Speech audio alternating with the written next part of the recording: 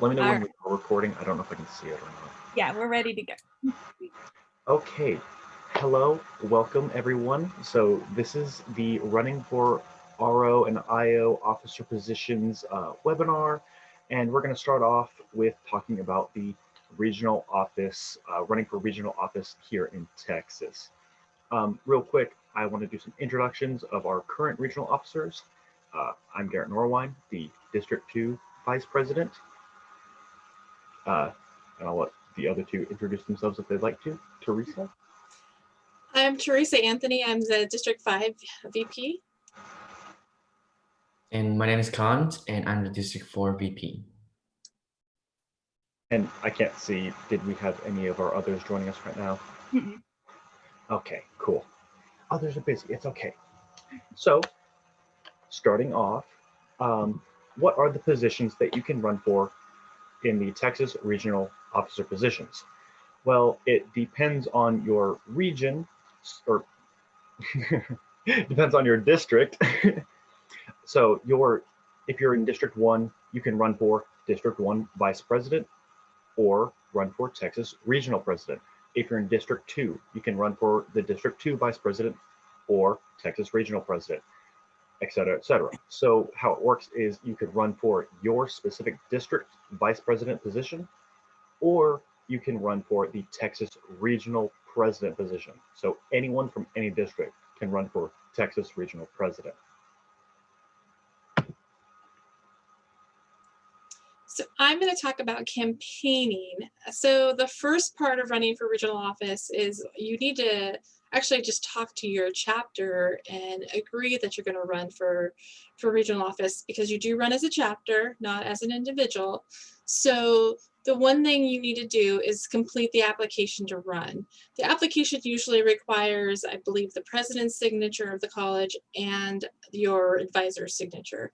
So that's the first step as part of the campaign. You also need to attend a mandatory rules meeting, which Ms. Linder has set up at least 4 different dates for that. So you need to attend that, and also your advisor needs to attend one of those. And this year campaign is going to be a little bit different, just to make it fair to everyone. All parts of the 2021 campaign are going to be online. So it's going to be very similar to what we've done in the past in person. It's just been altered to be online because even if we do have the regionals in person, not all chapters are going to be able to make it, and we want to be fair to everyone. So what we're going to do this year is we're going to ask that you record a 3-minute skit or speech like you would have done if you were in person. So the skit has to be 3 minutes. If it's over 3 minutes, it's going to be cut off, or it's I know Miss Linder said if they're sent to her and they're over 3 minutes, she's going to send them back and tell you to fix it. So keep that in mind. Also, you need to have a 1-minute recap. So of what you've done, what you're campaigning on. You need to have somebody speak. You need to do that with other members of your chapter in your view. So like if you're doing it on a Zoom and you're recording it, they need to be around you to show that they're supporting you. And the part that we normally would do in person, where we're campaigning on the floor and they go around and ask questions, we're going to do it as a Facebook Live. So every chapter that is running is going to have the opportunity to do a Facebook Live where members of all of Texas region could come in and ask you questions for about what you see your chapter doing as a regional officer. Before we proceed, can I go ahead and interject really fast? Please. Okay, sorry. So for those who may not have been to a regional convention previously and maybe haven't seen what the campaign looks like. So as Teresa mentioned, the only thing that we're really doing is shifting the elements that we typically do face-to-face and moving them online, right? So one of the questions that I get asked most often when I talk about this 3-minute skit is, what does that skit need to look like? It just needs to be, first of all, it needs to be in good taste. Remember your audience. But it needs to be about something related to Phi Theta Kappa. And this is where you can let your creativity come in. So if you want to do something fun that's kind of going through the hallmarks, you can do that. If you want to really focus on honors and action, you can do that. If you want to focus on a recruitment campaign, you can do that. By the way, those are all examples of things that my chapter has done when we have campaigned previously. And you can have a little fun with it. We've done kind of like a murder mystery. We've done a game show type thing. That was the year Brandon ran. It was really funny. You can, we've done a Doctor Who theme in the past. You know, you can just really have a lot of fun with it. Don't think that you need to be some great actor. Okay. We know that everybody is, I mean, maybe you do have that talent. That would be fantastic. But if you don't have a fear about that. We really enjoy and just have a lot of fun, just having fun being together in this way and having fun with the material, if you will. So don't be afraid to get out there. I saw in the chat a Buffy theme. I'm here for that. I'm a big fan girl here of Buffy, so I'm excited about that one. So really just be creative in that. And then the 1 minute recap that she mentioned, it's really your kind of last word, if you will, before voting, where you say, this is who we are and this is why you should vote for us, right? So just kind of wanted to flesh out those elements a little more in case there are any of you who are new and haven't seen a campaign before, so you understand what that looks like. Go ahead. So I also think that we asked you at the last RO meeting that you can actually do TikTok for the 3 minutes. Yeah, I mean, there's no, absolutely, that's a great question.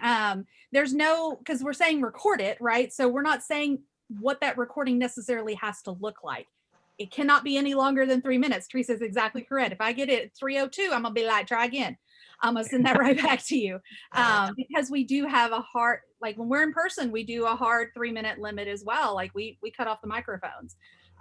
So, and I mean, and Brandon always says he'll go tackle people if he has to get them off the stage. Is what we do. But this won't require any tackling. I can just send that back this time. But yeah, you can have some creativity. It could be like you Brady Bunch style if you want in a Zoom and you're all there on the screen together, or you can do something fun like a TikTok or whatever. You can really have a lot of creative fun with this. Just remember, it's got to be about Phi Theta Kappa. Let your creativity and fun shine through, and it can't be longer than 3 minutes. That's really what it needs to be about. Okay. So next slide. All right. All right. So the first part of when you become a regional officer, well, let me go over a little bit. So chapters select one member to serve as their representative. So you are elected as a chapter, not as an individual. So for example, if a member of your chapter needs to leave for some time during the year, then there's somebody else from your chapter should be able to step up and take that position. So that is one important detail to remember. Also, ROs are expected to remain active in their chapters. So I know a lot of us are still officers or smaller parts in our chapter, but we're still very active in our chapters. And you ROs must complete 6 credits in the fall and spring to maintain the GPA standards. So that's important to know. Also, you are expected to attend 3 planning meetings and 3 regional conferences, those being the Honors Institute, the Leadership Conference, and the Regional Conference. So there's a planning session ahead of time, and then also the conference.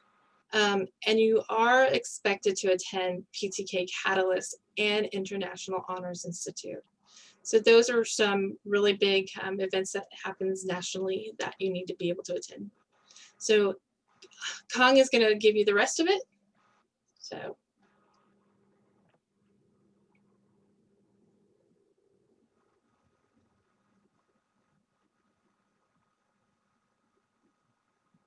Okay. Kong.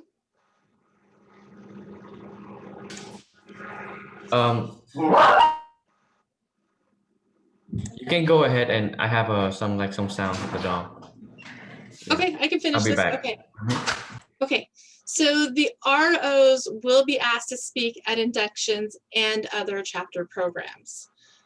So I know recently I spoke at a new student orientation recently for one of my chapters. And then also the regional president speaks each year at the Texas Community College Teachers Association. Yep.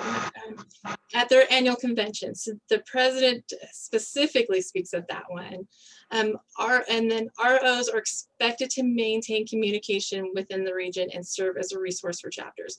When we say maintain communication, that means either like the Facebook, posting to Facebook, which we do weekly, and then we also make sure that the posts that come out from the Texas region also go out to the individual districts. And then we do our, I know for us, we do membership Mondays. So we record those videos. And then we also reach out via email to different chapters within our own individual districts when we need more information or we need to reach out to them for something. Yeah, and I also want to talk more about that. And thank you for Farisa for taking part of me with the situation.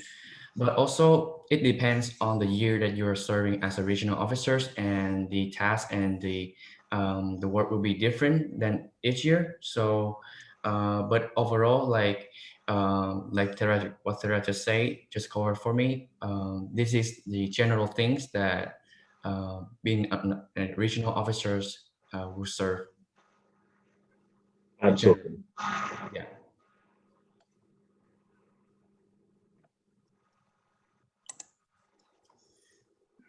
Okay, and the last but not least is the stipends, and the regional officers will receive a 500 stipends each fall and spring during their office. And I know like serving as a regional officers is a big duty and require a lot of time and dedications. And and I know when you do that, having like a support will help for your holding the office, for better holding office. And you want to say something more about this, Garrett? Well, if we go back to, I really like the part that it emphasizes that you run as a chapter in the responsibilities. It's an honor to be here and acting as the representative for my chapter, but I've had several occasions where I've had to, ask them for support.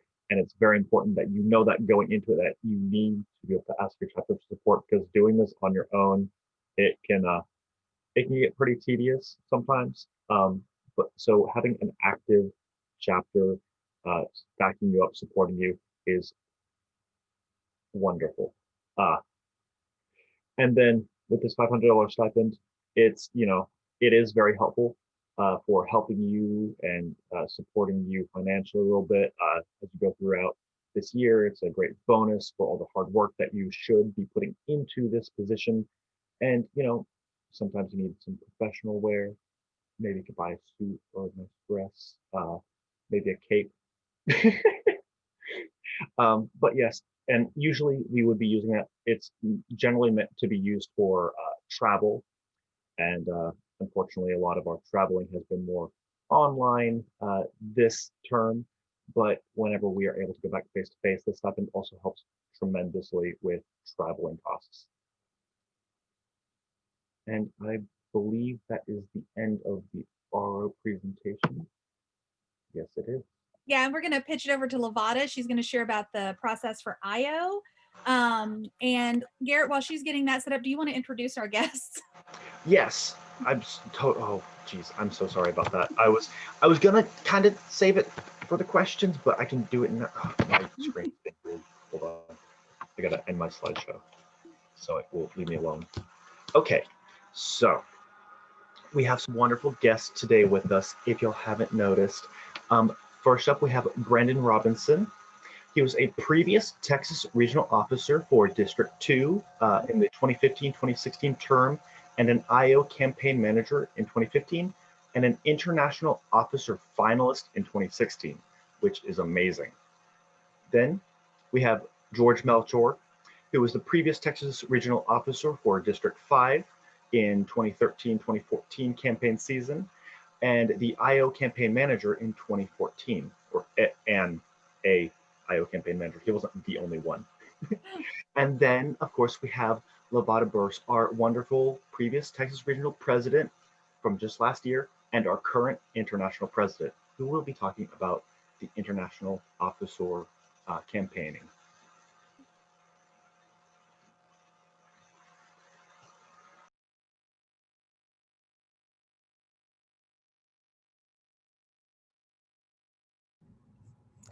So just as the regional campaign rules and some of the things that we're going to be doing has changed, the international office, running for international office has changed as well. So I want to share with you a little bit about that. But first, I wanted to touch on what an international officer actually is. Of course, you do still need your college president's permission and also an advisor's permission in order to run. They sign off. And then you're going to need several more items, letters of recommendation. You're going to need to send in an intro video. You also need to send in, they send you a little questionnaire that you answer so people can get to know you a little bit better. That application should be out any day now. They did say late October, and this is late October.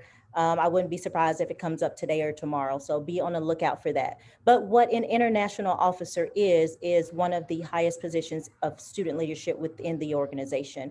It consists of 5 team members. So you have 1 international president and 4 vice presidents of each division. And they're divided by the geographical divisions. Makes it easier for traveling. You travel within your own division. I have to make sure I'm not talking RO talk and international talk. I get those mixed up all the time. Divisions. And some of the responsibilities of an international officer include, but not limited to, presiding at the PTK Catalyst and also Honors Institute. You will also be promoting Phi Theta Kappa programming as it rolls out, some of the programming that we already have, delivering speeches and workshops at regional meetings. And you also communicate with chapters. You may be asked to speak at inductions or host a training webinar, anything like that within your division. You can do it outside of your division, but mainly once we are together, they decide to take their own divisions. And then if someone requests the president separately, then doesn't matter what division it is, because the president's over all of the divisions, of course. So some of the changes that we offer, where is it? There we go. I'm gonna show you a quick video and then I'll go over a little more detail of some of the changes that we offer.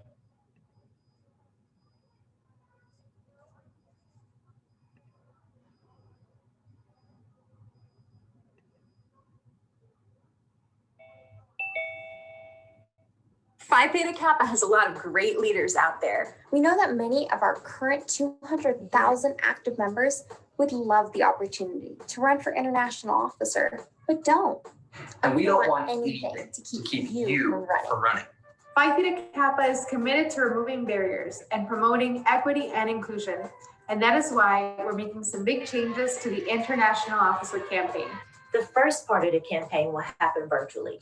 Bios, speeches, and caucus interviews will be posted to ptk.org. Then 1 delegate from every PTK chapter, yes, every single chapter, will vote for their top choice in each of the 5 international officer races, narrowing the candidates down to the top 4 in each of the 5 positions. That's good, but this is where it gets even better.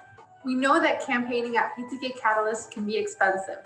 We're fixing that too. The top 4 candidates for each office will get to come to PTK Catalyst to campaign in person for free. Yes, free. PTK will cover all expenses for the 20 international officer finalists. That's your registration, your hotel, your meals, your travel, everything. More details are coming soon, and look for the International Officer application in early October. We can't wait to see you campaign.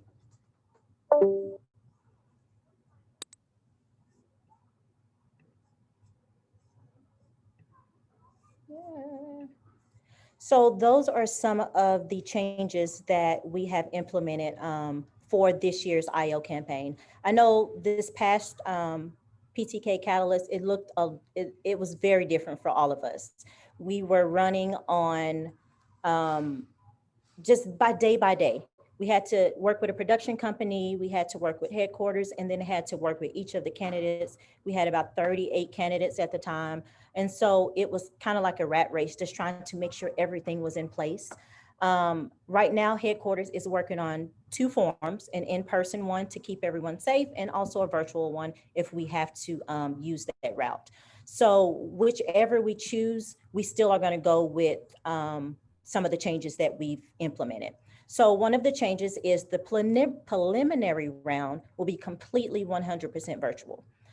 Since we had a large number of applicants last year, we could have up to 75 or 100 this year with all of the inclusion and accessibility that's been added. They've taken away the burden of most of the reason people won't run. They don't have the funds to travel to get to PTK Catalyst, or they don't have enough to pay for the registration fee. So they've removed those barriers. So we anticipate a lot more candidates running this year. So what we're going to do is have the first round will be preliminary, all 100% virtual. Now, you don't have to be an expert with social media. It's good that you have someone on your team that is an expert, but most of everything that we post will be on ptk.org. So the speeches, the caucus, all of those things are going to be on ptk.org, and we are going to send everyone to go to ptk.org and look for it. If we have 100 candidates, there's no way you're going to find everyone on social media.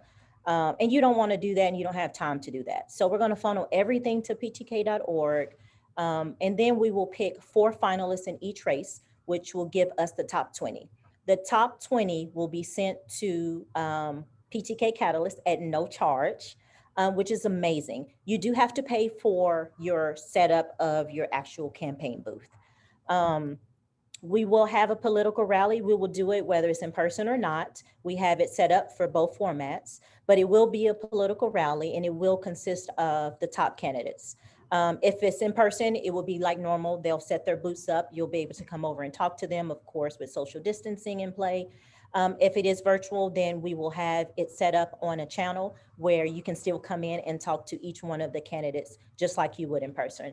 I know we're all expecting for it, to be in person, but if it's not, it will still be such an amazing conference because they've had a lot of time to work out some of the kinks that we went through last year. And then they've listened to us and some of the things that were really tough on us. And so they've fixed a lot of those things. And then, like I said, the application will be posted pretty soon here. They're probably working out the rules and regulations with the online stuff. And then one thing that I suggest you guys do is when you pick your campaign manager and your campaign team, make sure you go over the rules with them. It's very important that you follow the rules throughout the entire campaign. You want to maintain that integrity that Phi Theta Kappa has. Also, if you have friends who are going to help you out there that's not on your campaign team and you see them doing something that is against the rules, please share the rules with them and immediately make them take something down.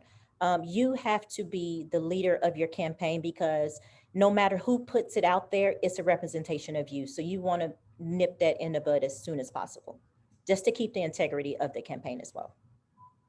Some of the benefits that we've had, of course, you guys know we did our campaign 100% virtual.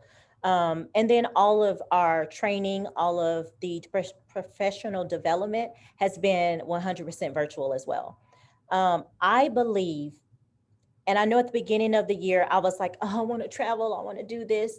I have really enjoyed being virtual because I have attended so many different events. I've been able to collaborate with some amazing organizations, American Association of Community Colleges, American Community College Trustees, and we still have that collaboration going on. We're working on something right now to also present.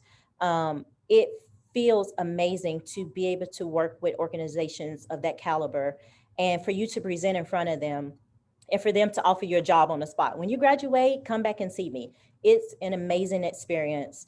It strengthened every skill that you can possibly have. And then also some of the other benefits is just connecting with members all across the country. I didn't think that I would be able to connect with so many different people, but I have attended to date 51 events virtually, and I have visited 20 of the 29 regions within Phi Theta Kappa. I have been very busy, but I have been enjoying every minute of it. I've made some personal connections. I made some lifelong friends.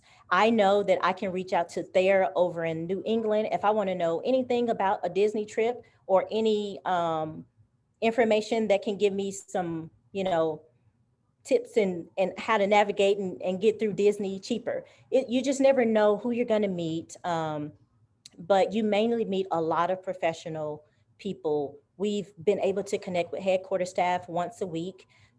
We talk to Dr. Lynn on a not on a daily basis, on a weekly basis. And we're able to do things that we've never been able to do before. We're going to be starting a podcast pretty soon, so we connected with marketing. We're working with the foundation as well. When we did the 5K, we've worked with every organization at headquarters, and it's been an amazing experience.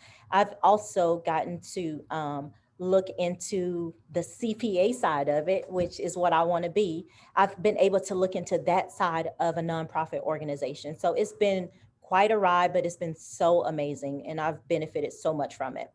And then on top of all of the benefits that I've already named, you get a $2,000 scholarship at the end of a successful completion of your term. And then you also get a pearl accented lapel that is for previous international officers as well. And I believe that's the end of my presentation as well. Awesome. Thank you so much for that, Lavada. As you're thinking of questions, whatever, you can either hold them to the end or you can go ahead and drop them in the chat and we'll circle back around to them, either the RO or the IO side. But I know that the regional officers have prepared some questions for our guests. And so we want to be sure that we get to those, and then we'll come back around to the questions y'all may still have. I did see on here in the chat, I didn't see the chat when I was on my shared screen, but you guys couldn't see the video. You can go to the YouTube page on PTK. It's called PTK Video, I believe. Just search Phi Theta Kappa and you'll see their YouTube page. It's on there, and it also is on their Facebook page. They share it pretty frequently, so you can also see it there as well. I apologize for that. And I can post the link for you guys to have easier access as well. That'd be great. At least we had the important part, which was the audio. Okay, so first up for our guests, first question is, how did serving as a Texas regional officer benefit you? I know Lavada talked a lot about the international side in her presentation, but how about the Texas regional officer side? And you're all three. We would love to hear from all three of you. Okay, I can go first. So hi, my name is George Melchor. I am currently a PhD student at Georgetown University, which Hargis loves. And so, yeah, I guess, I'll go ahead and answer that first. So, we don't have enough time for me, honestly, to tell you how this experience being an RO benefited me.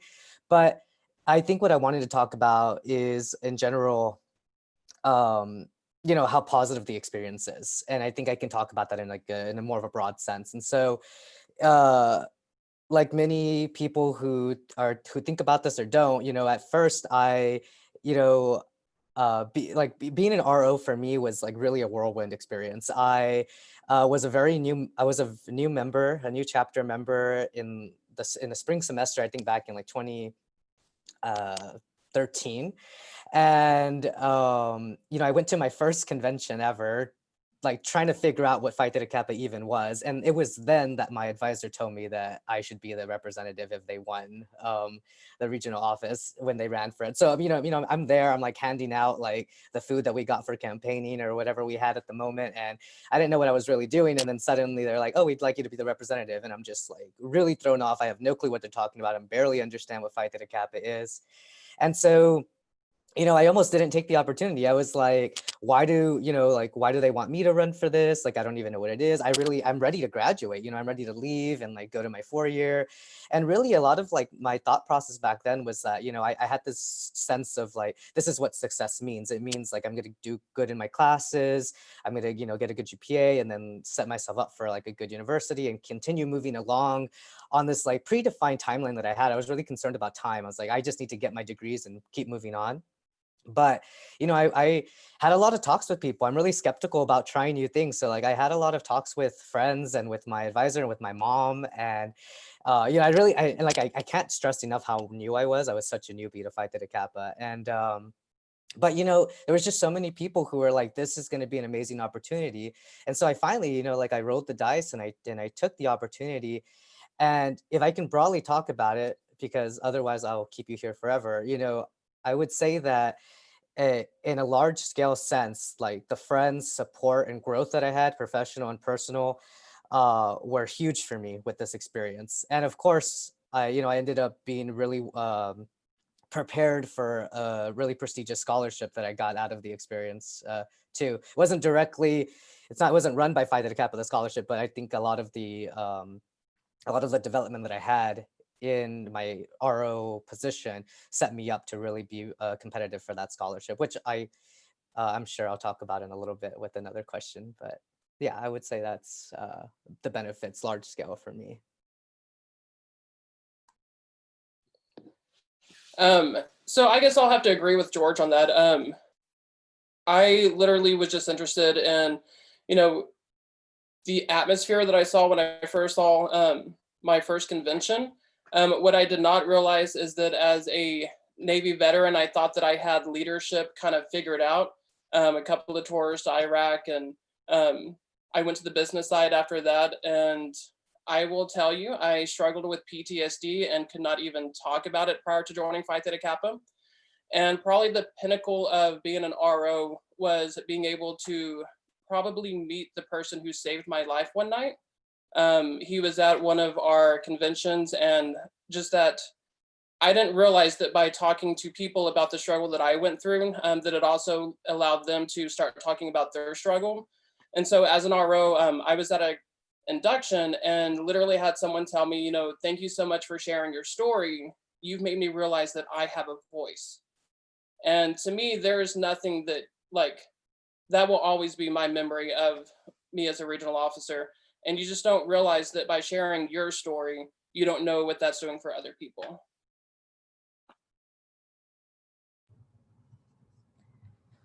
So for me, being an RO has definitely helped me with the success of me being an IO. When we do presentations, I don't know if you guys know, but 4 of the 5 IO teammates now have been regional officers, and we were all last year. When we do presentations for headquarters or even for the board of directors, they were so impressed with us and our presentation and our presentation skills.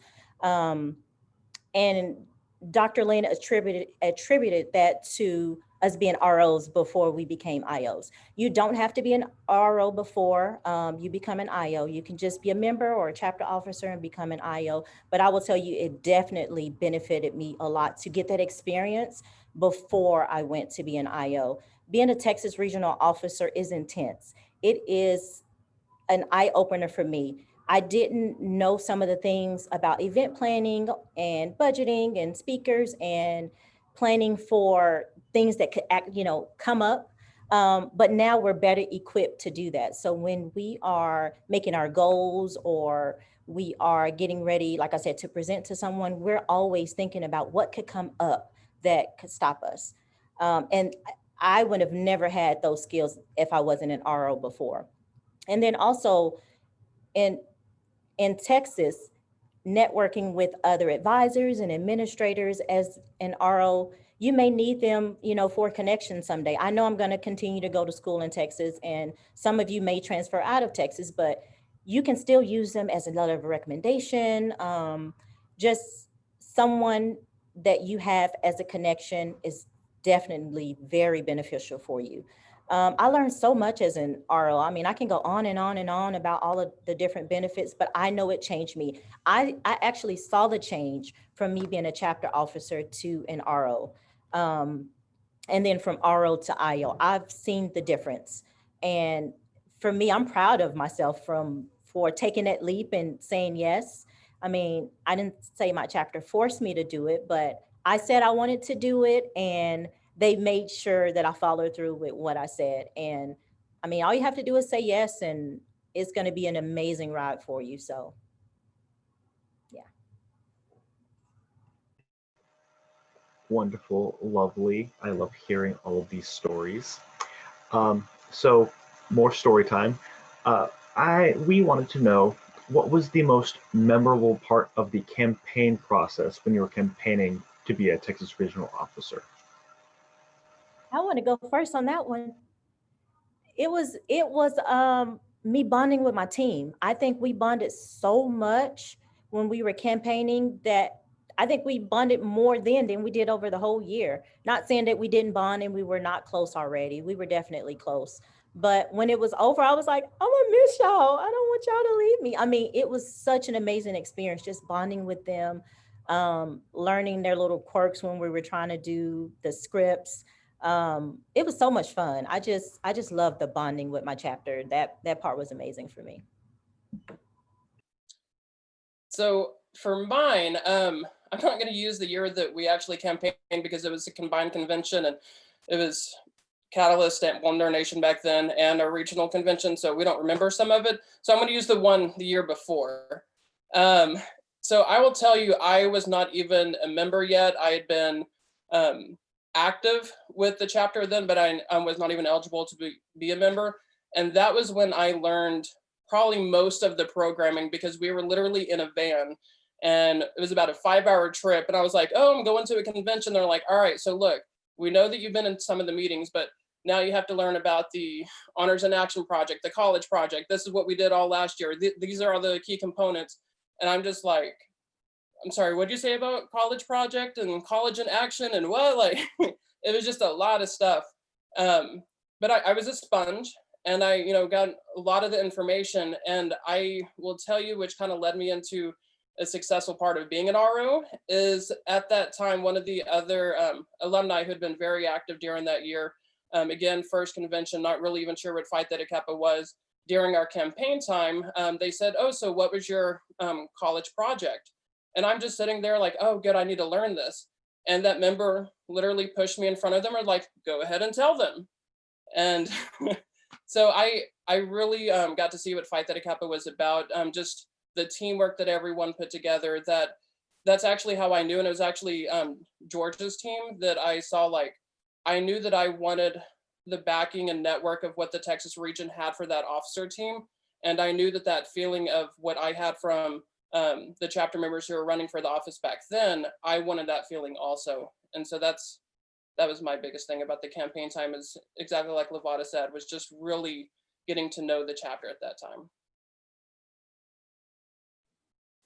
Yeah, there's something fantastic about like a group of people getting together to like, to run, right? To run for something like this. Like RO and IO, like both experiences, there's something unique and special about that moment. And it's hard to remember really when my chapter ran for or RO, but I've now been part of like several RO and IO campaigns. So after I was a active student member, I was an advisor for Omicron Psi for at least a couple years. And so, I think I may not have like a one pinpointed like memory, but I think I just reiterate what Brandon and Lavada have said, that there's just something about getting together and working hard on something that you want as a chapter, or that you want to do for an individual, for IO in that situation. There's something about that just brings people together in like such a special way. And so I think the experience itself is just monumental for everyone, honestly. You know what we didn't plan that we should have? Those who were at TLC and were able to see the after show. That's what we should have planned for this webinar, is after we present all the info, is the after show, and that where I spill some of the details about these special individuals from behind the scenes way back then. Boy, that would keep y'all entertained. Okay, keep going, Gary.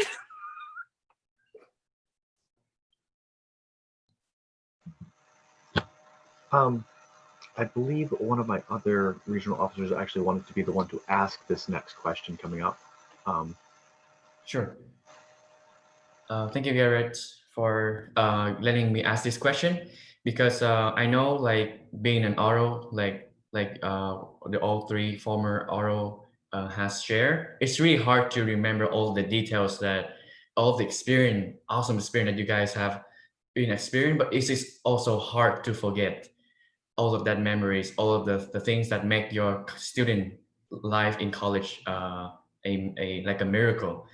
So I still remember those nights where we consider for running for an RO. So what advice would you give to any chapters or members who are unsure about running for a campaign?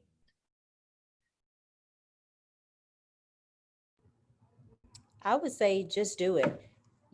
I mean, even if your chapter doesn't win the position, you guys are going to gain so much more just by campaigning. I know like I said, the bonding of it is a big aspect. And then we learn a lot of other different things as we're going along, the behind the scenes.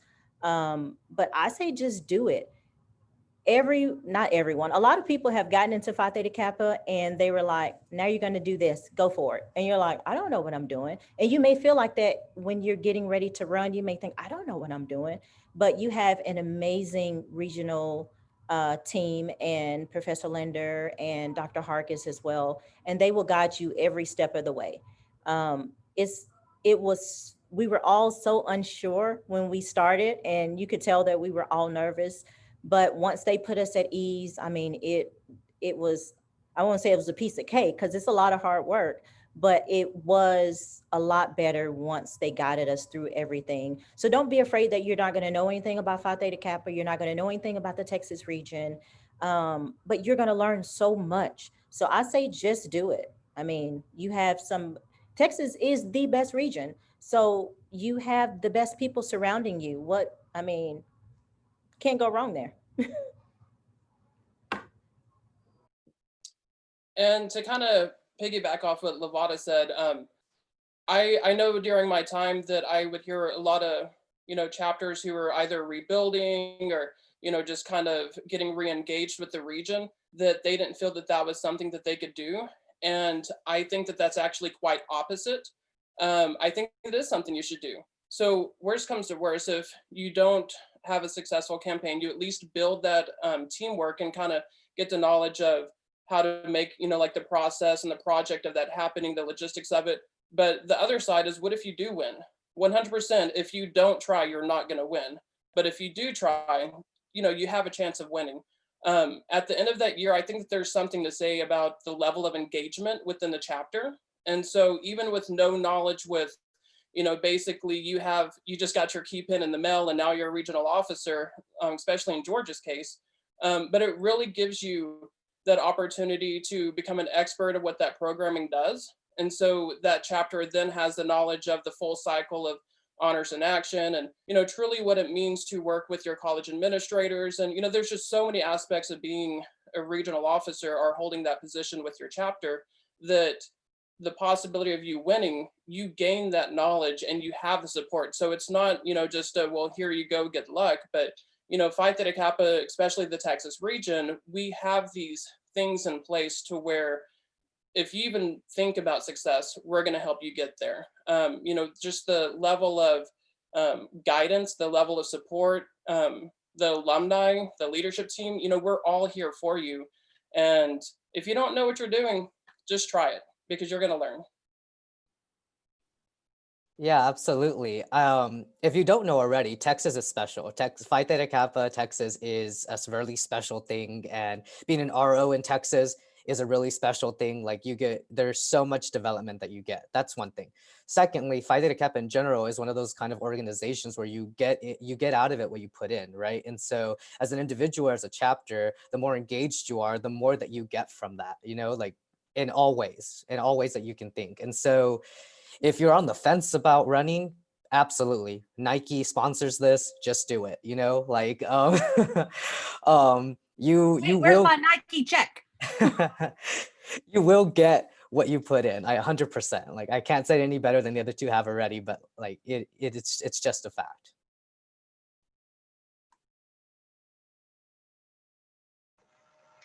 All right, so this one's more for Brandon and George here. And so you've both served as campaign managers for IO campaigners.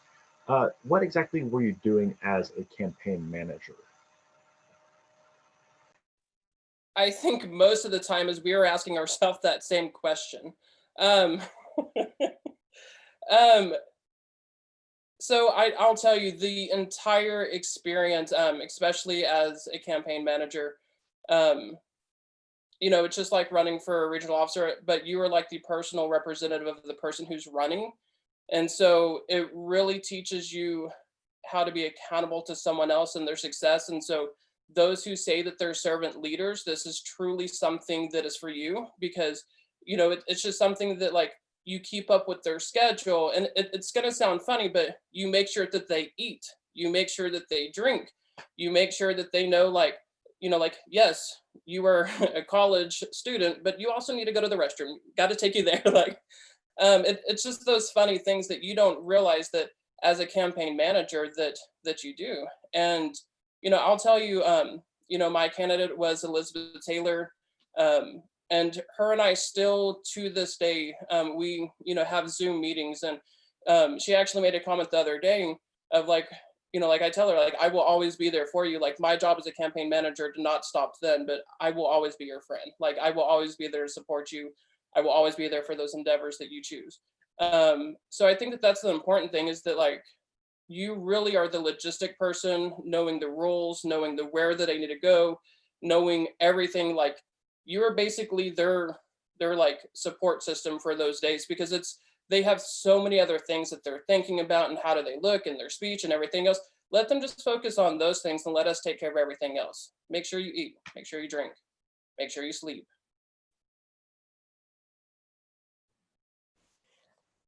Yeah, so just as Brandon said, looking back to my campaign manager experience, like, yeah, I managed, so I was the campaign manager for Jesus Manuel Tovar.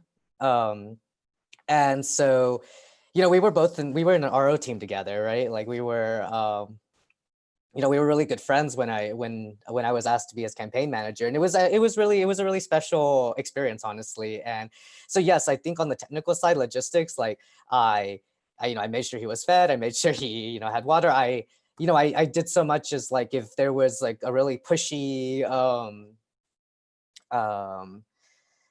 what do you call it, attendee or something who was just taking up a lot of the time, like I found ways to be able to strategically pull them aside. And I got I can't even tell you how to do that as a skill set, but you figure it out. Like it's just something that you end up figuring out.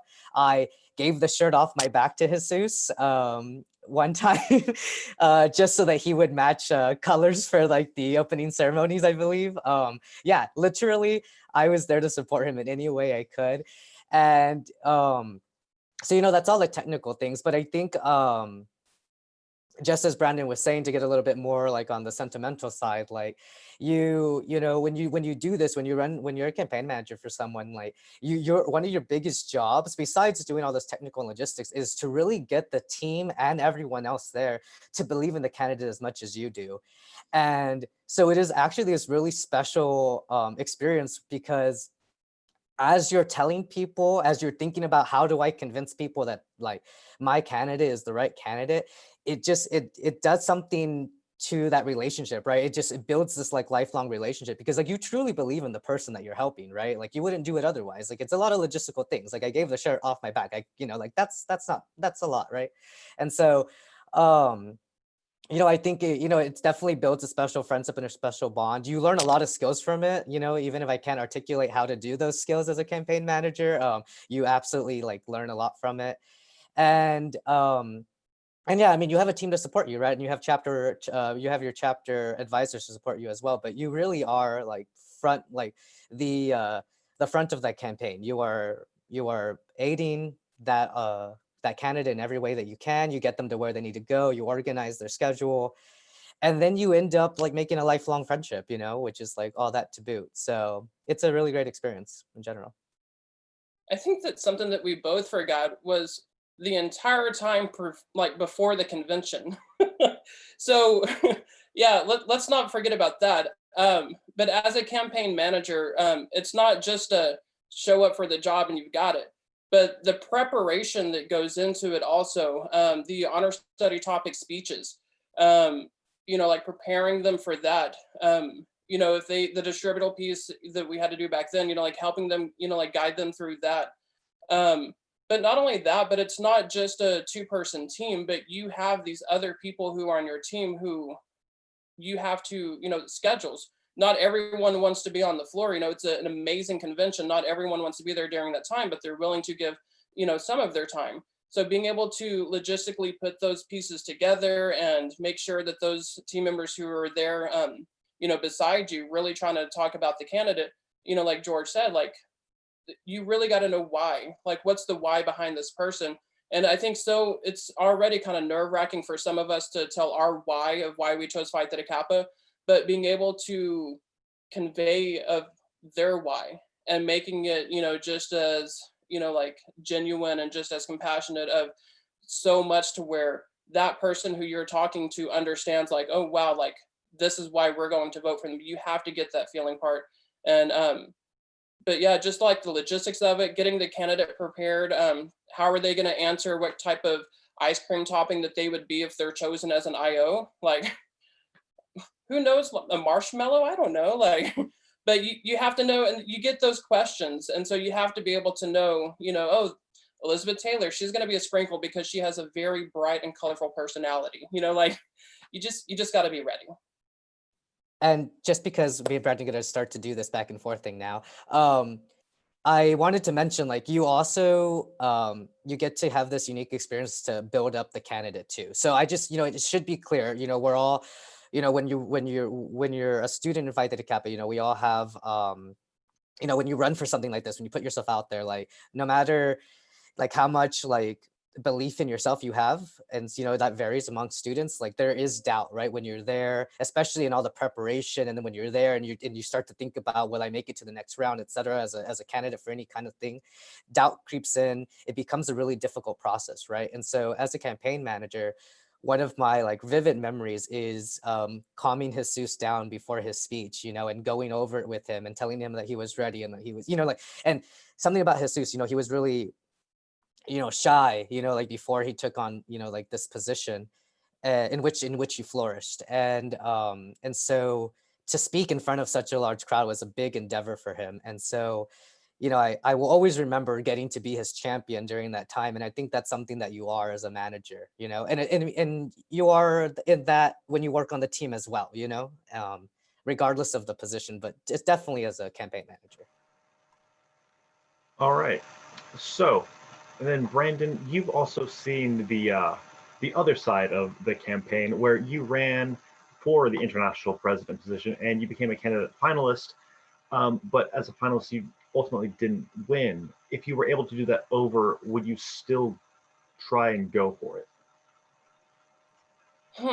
So I'm going to disagree with you because I think that I did win. One of the biggest things that I will say is that would I do it again? 100 times over.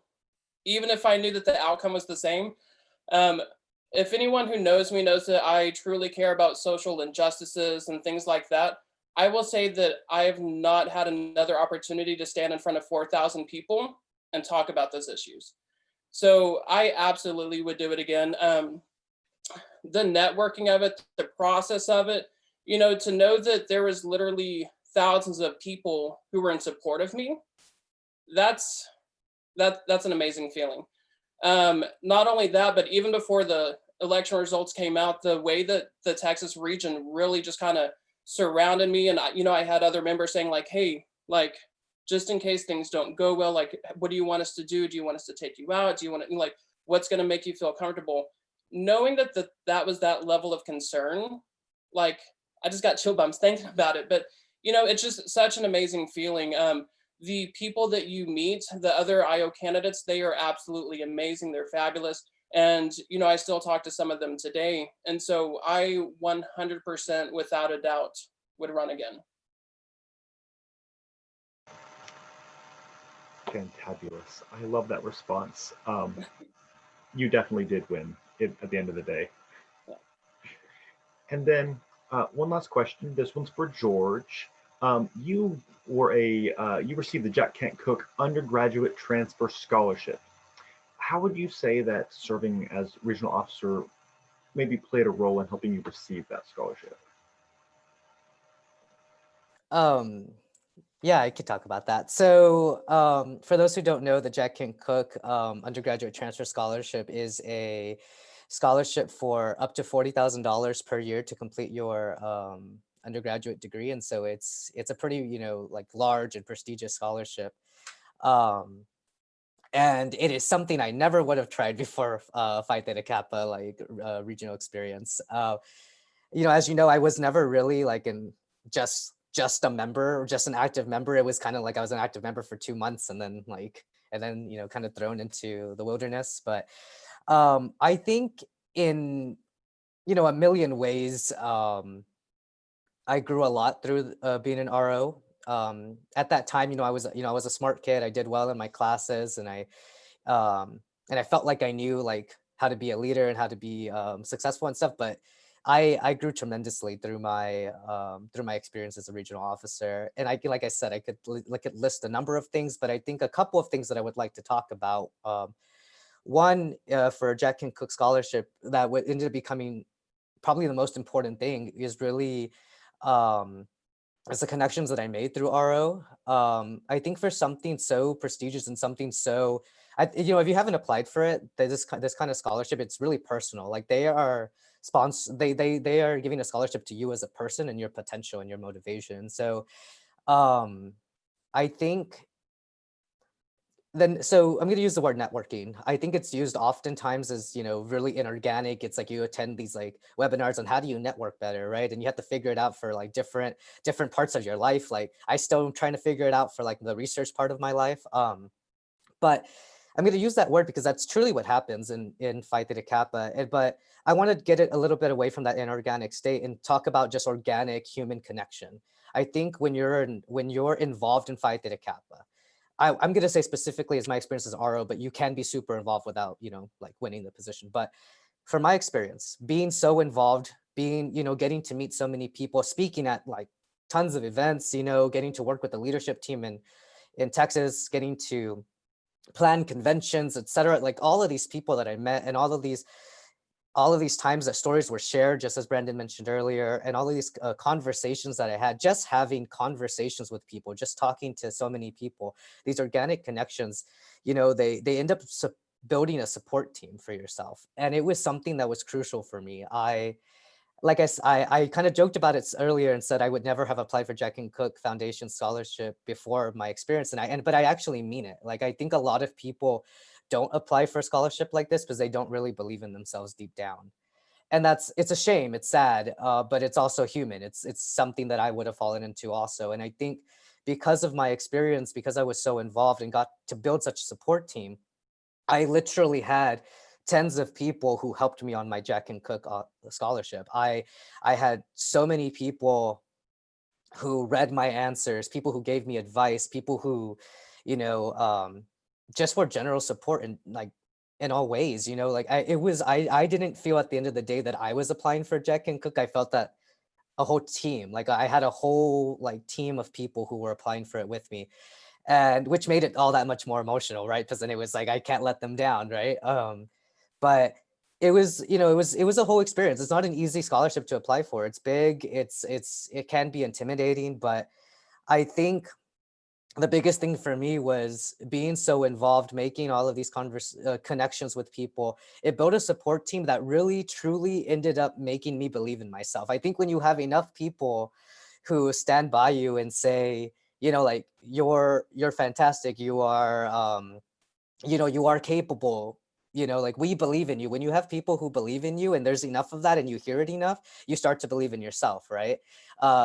Amidst all the doubts that you could tell yourself, right? And so I think ultimately, besides all the skill development and all of that, which is great, it's tremendous here in Texas, I think that that belief, that support system is what truly paved the way for me to be able to apply for a scholarship like Jack and Cook and really put my best foot forward, you know, like, really put my best effort, because it requires that belief just deep down. Like, you, in order for you to grind and like really share personal sides of yourself and really get a scholarship to where it needs to be, so that it's you on paper. That's something that we say, that it's literally you and yourself on paper. It requires true belief, and I think it's harder to get that if you don't have that support system. And so that's what I got from my experience for Jack and Cook. Absolutely. I will say, from being part of that network, when you were applying for Jack Kent Cook, I appreciate that you said it was like a team effort, because it did feel like we were in it with you. And I know, and I get emotional about it every time I talk about it, I know to the day I die, I'm going to remember when you called me and told me that you won. It's an amazing thing. And these are things you can't capture. Like, it's just that unquantifiable thing when you hold positions like this, that you get these amazing relationships and benefits. And so when they're saying just do it, just do it. Like, it's just, you just can't explain how beneficial this can be for you. So I know we had a couple of questions from the audience. One question I saw, if you have questions now, go ahead and you can drop them in the chat. But one question I saw before was if you have to know your representative, if you're seeking the RO position, right? If you have to know your representative before convention, and no, you do not. Because we want to keep the focus on the chapter, it's fine either way. If you know, great. You don't have to tell anybody, and it's actually better if you don't, because we want the focus on the chapter. If you don't know, because we do have a few chapters that don't make that choice until after the convention. If they win, then they go back and hold a vote, then that is fine as well. And so that is perfectly fine to know that afterward. So George, we have a question for you. What finally convinced you to become an RO? Her name was Barbara Blair. Yeah, her name is she was a professor at Southwest Texas Junior College, very persistent advisor. No, she was phenomenal. She, I think, you know, my last conversation was with her, and I think she is the one who convinced me. But, you know, I'll be honest, like, back then, you know, I was ready to graduate. Like, this was 2013. I was ready to get my AA and move on to a 4-year. And I, you know, I had done, you know, community college, you know, to save money. We couldn't afford college, you know, right out of high school. And, you know, so I did community college, and I was like, okay, look, I'm ready. Like, I have a good GPA, I'm ready to go. And like, just, you know, let's move on. Right. So it was a big deal for them to say, spend another year here, you know, and like, and take this opportunity. But, you know, so you know, honestly, I was practical. I asked them, like, well, okay, so I don't know much about Phi Theta Kappa. I mean, I love it. Like, my first convention, I think you go to your first convention, you're like, wow, like, this is phenomenal, right? Like, you want to be part of this community. But, you know, I knew I liked the community, but I didn't know what RO really entailed. And I didn't know, you know, like, what I could get out of it. And so, you know, like, Barbara Blair sat down with me, you know, and said, all right, George, so here's the things, you know. And she was like, this is what you can get out of it if you put a lot of effort into it. And, you know, I think once she was done with that, you know, I think it was just this feeling inside where it's like, I just have to do it. I just have to try, you know. I just have to give myself, I think it was a willingness to give myself the opportunity, you know. Like, I think a lot of people say, like, you know, as you get more wisdom, right, you learn to recognize opportunities. And I think it's true. Like, I think this was one where I had to be convinced of it, but I was willing to take the opportunity, and it ended up being like just, phenomenal in general. But, I approached it from a really practical standpoint, and, like I had several people who were like, I think you just have to take it. And then once again, it's one of those things where you've heard enough, you're like, I do have to do this. I do have to take this. I have to give myself this shot, right? And mind you, my goal, like I said, I couldn't afford, college, right out of high school. Like, my family's fairly low income. And so one of my biggest driving factors was like, if I could find a way to make myself more competitive for scholarships, then it would be a big deal for me, right? Like, and because my goal always was to not incur debt through schooling, not incur debt for my family, not incur debt for my parents, to find a way to pay for my pursuit of education. And, and I ended up doing it, like, and it was a really great thing. And my story's not like the only one, right? There's a lot of people who are able to accomplish this goal too, able to find a way to get past these barriers, right? Financial is a big one for a lot of us. And so I think it was just like, there was too much about what this opportunity could do for me that I just couldn't ultimately let it go. Awesome. And see, Lavada, I'm not the only pushy advisor. Barbara Blair was pushy too. I could say that to Brandon because he's also from my chapter, but in that relationship, he was the pushy one. So there's that. It was his bright idea in the combined convention to run for RO and have an IO candidate at the same time. This is why I don't remember that convention very well. All right, so another question we got is, what are the requirements for being an IO? You have to be a member in good standing. I mean, really, that's it. They want any member to be able to serve as an international officer. You have the 6 semester credit hour requirement. Is that correct, Lavada? Correct, yes. 6 semester credit hours, the same. We model RO after IO. So the requirements are very similar in that respect, but not a lot of, you can be a brand new member, absolutely, and serve as an IO, or you can have experience as a regional officer and serve as an IO. We don't have those requirements, of course. Member in good standing, you have to have 6 semester credit hours fall and spring to serve. It is an unwritten requirement that you watch the Texas Region's webinar about time management, because you're going to need it. I promise you. Trust me. Yes, you would think I paid her for that. So can you transfer and be an IO at the same time? I'm going to let Lavada answer that, just because sometimes the rules change and I don't want to give misinformation.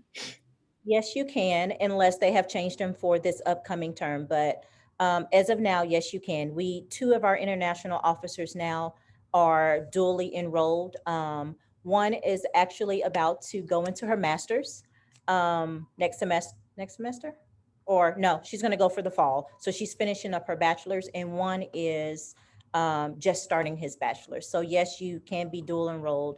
You just have to make sure you still maintain that the college credits at your community college. Perfect. Great. I felt that was probably the case, but like I said, I don't want to give misinformation if it can be helped. Let's see. 6 credit hours requirement each semester or total for the year. That is a great question. So for Texas, it can be, because of the ambiguity of how the language is written, it can be 3 and 3 fall and spring, right? Because of the ambiguity in the language. I don't know that that's the case at the international level. That is the case as well. Okay, there you go. Awesome. All right.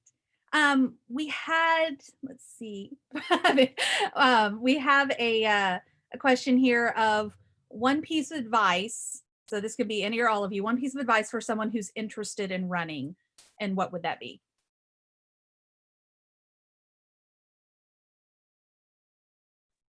I think George said it clearly earlier. Just do it.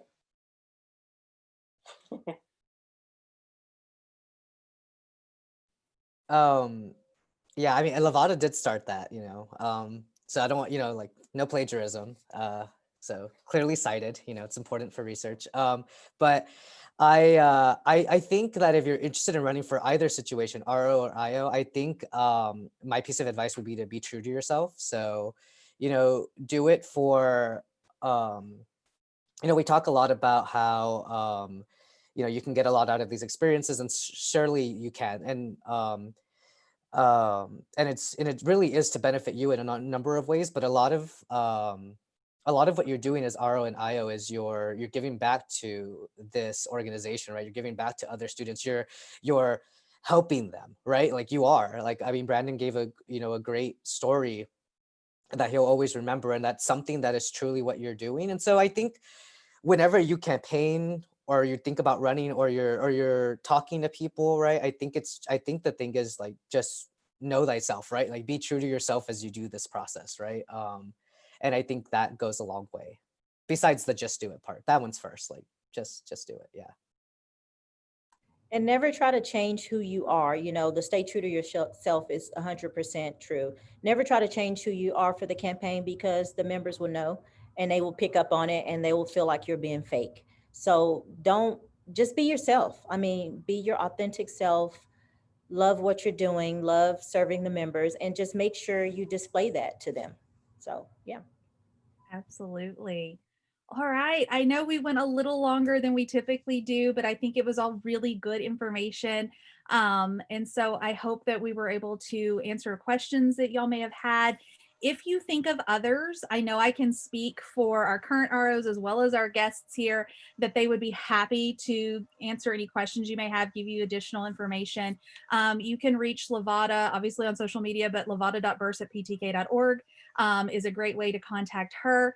If you need to get in touch with either Brandon or George, I can certainly connect you. So you can get me at txregion@txptk.org, and we'll get you connected, because I know sometimes you may have a more personal question, like specific to your situation. You kind of want to ask that, and maybe don't want to do it in a big forum like this. But we really appreciate everyone being here. Thank you to the ROs for putting together this presentation. Thank you, Lavada, for bringing all of the IO information and being part of our little panel here. Thank you to Brandon and George for continuing to serve the Texas region and Phi Theta Kappa overall. We appreciate that very much. And this has been recorded, and we will be putting it up probably next week on our Texas region YouTube channel. And so you'll be able to catch it there again if there's something you want to listen to, some part of it, or share it with other members of your chapter. But thank you again so much, and y'all have a really great day. Thank you.